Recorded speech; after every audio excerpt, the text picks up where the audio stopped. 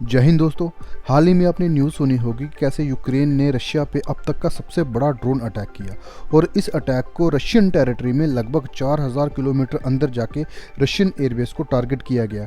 और इस न्यूज़ को यूक्रेन की तरफ से ऑफिशियली कंफर्म करते हुए कहा कि इस अटैक की तैयारी वो पिछले 18 महीने से कर रहे थे और इस अटैक में रशिया के 5 एयरबेस को टारगेट किया गया और इस अटैक में रशिया के लगभग 40 एयरक्राफ्ट को डिस्ट्रॉय किया गया, जिसमें रशिया के Tu-95 और Tu-22 जैसे स्ट्रेटेजिक बॉम्बर भी शामिल हैं और इसमें रशिया को लगभग $7 बिलियन का नुकसान उठाना पड़ा।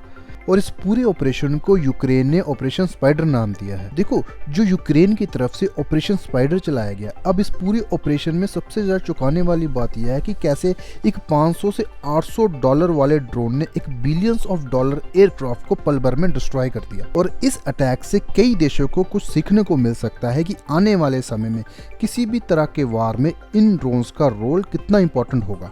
और दूसरी तरफ अगर हम बात करें रशिया की, तो जिसके पास most advance and strong defence system में से एक डिफेंस सिस्टम है, कैसे इन ड्रोन्स को डिटेक्ट नहीं कर पाया।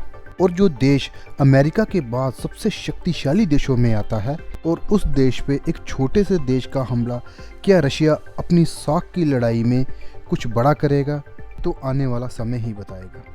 अब पूरे यूरोप पे अपना दबदबा कायम रखने के लिए रशिया कुछ तो ऐसा कर सकता है जिसे आने वाले समय में पूरी दुनिया देखेगी।